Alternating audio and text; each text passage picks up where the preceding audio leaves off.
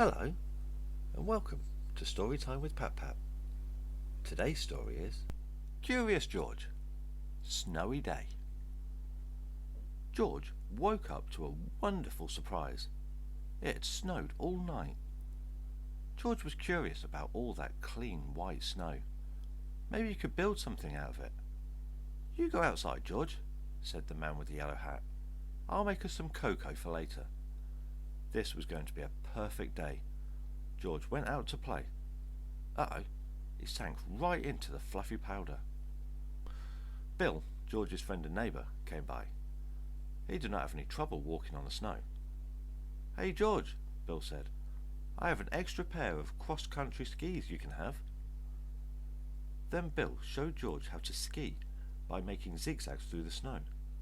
George could not wait to try it for himself. With skis, George could stay on top of the snow, and he followed Bill uphill. Suddenly, they heard a noise.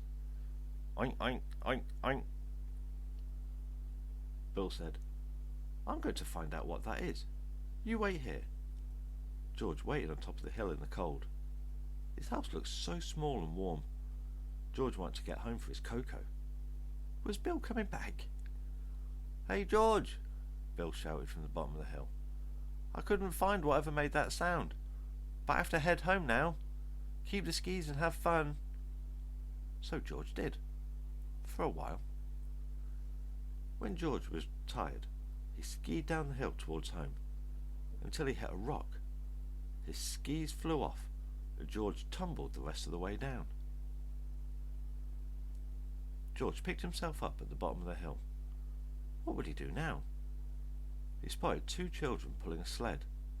They were walking on the snow, but they did not have skis. How did they do it? It had to be those wide flat shoes they wore. Vinny, I think he likes our snowshoes, the girl said. George nodded. Vicky and I live on the other side of the hill, said Vinny. If you come home with us, we'll lend you our snowshoes so you can get home too. Climb aboard the sled. It was fun to sail down another hill, but now George was even farther from his house. Here you go, monkey, Vicky said. She gave George her snowshoes and climbed on the sled. Bye, monkey. Good luck. George began his long journey home. He was cold and tired, and climbing up the hill was hard work. The thought of a nice steaming cup of cocoa kept him going. Oink! George looked up. There was that noise again. He decided to follow it. A cold, lost pig.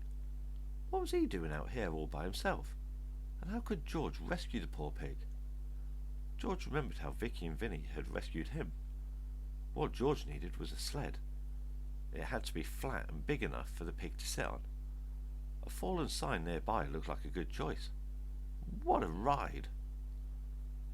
When George got home, he found his neighbour, Farmer Renkins, talking to the man with the yellow hat.